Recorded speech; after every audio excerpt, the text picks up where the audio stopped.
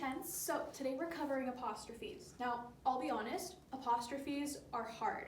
There's a lot of different rules. There's so many exceptions to all of these rules. It can be a really difficult concept to understand. So in addition to this video, I'm also going to provide a link in my Instagram bio that takes you to a website just kind of explaining more examples and why things work the way they work. This is the website that I was using to find examples for this video, so I think you'll find it helpful.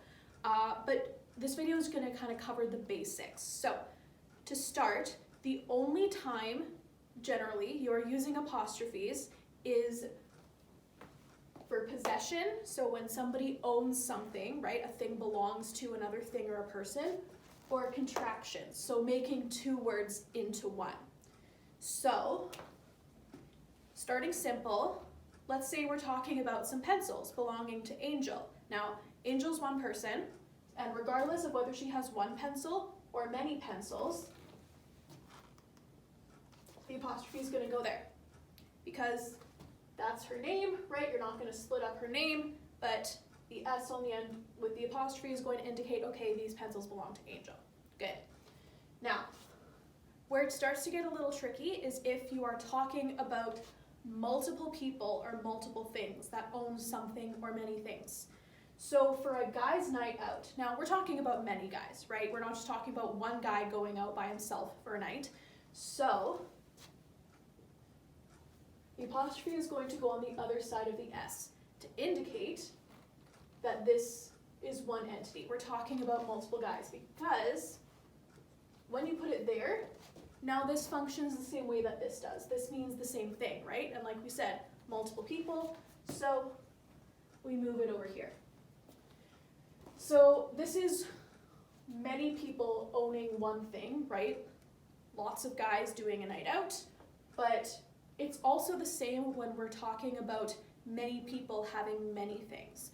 So let's say I wanted to talk about Cicely's mark, but I didn't want to say her name, so I wanted to keep her anonymous.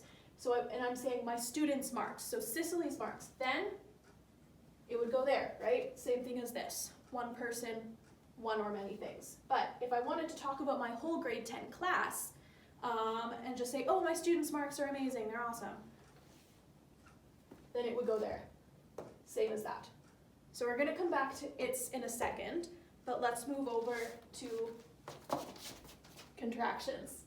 So Gabby's over there.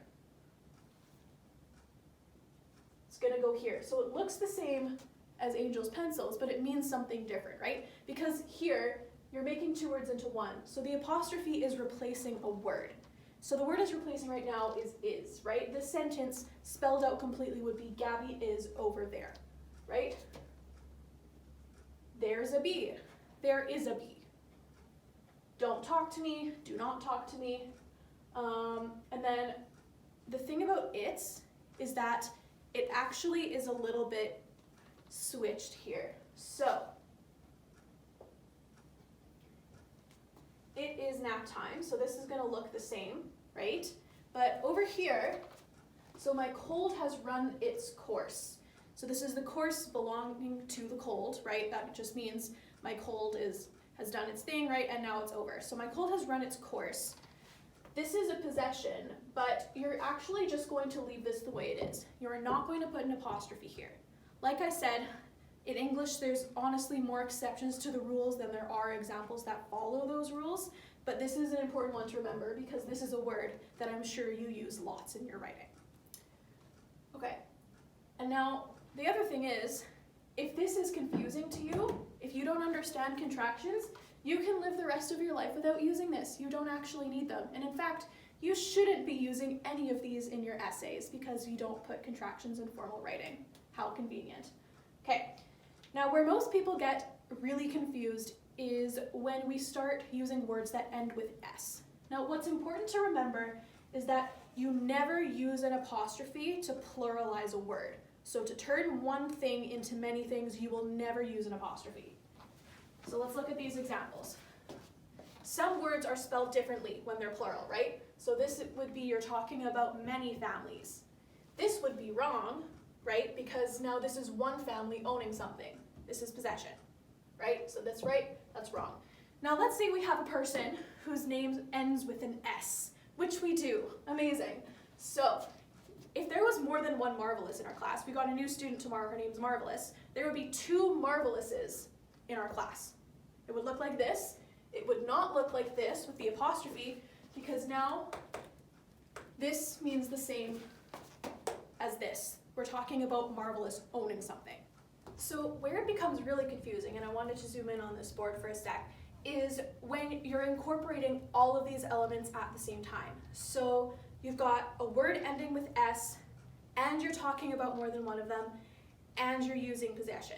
So all of them at the same time. This is when people are like, I don't know where to put the apostrophe. Does it go over here, over here, over here? It doesn't go either of these places, by the way. But this is where people get confused. Now, here's where I am going to actually specifically direct you to that website that I'll be posting, because they do a really good job of using a bunch of different examples, and they also note that different writers might do things slightly differently. There are a couple different correct ways of doing it, but the distinction that I think is the most common is between, and this is going back to our capitalization video, so I hope you're paying attention to that one, between regular nouns and proper nouns. So class, right, my group of students, that's just a regular noun. Marvelous is a name, it's a proper noun. So the class's job, so if I'm explaining an assignment, right, the class's job is to do this, then you've got the word class ending with the S, and then you're going to do the exact same thing as you did over there when the word doesn't end with S. So apostrophe S. Now this is the job belonging to the class. But if we're talking about Marvelous's pencil instead of Angel's pencil, so you can do this in that instance with the apostrophe S. This is still fine, but this sometimes looks a little weird. It doesn't sound weird, that's how you'd pronounce it, so you can write it like that. But some people will choose to just do this. You've got the apostrophe at the end of the word, it's nice and clean, still means the same thing. So generally speaking, either of those are fine, but like I said, I am going to direct you to that website that gives you a whole bunch of different examples with different names, all sorts of proper nouns, because it's really well done. So I hope this helps. As always, please let me know if you have any questions. I'm happy to talk about it with you. I love talking about grammar.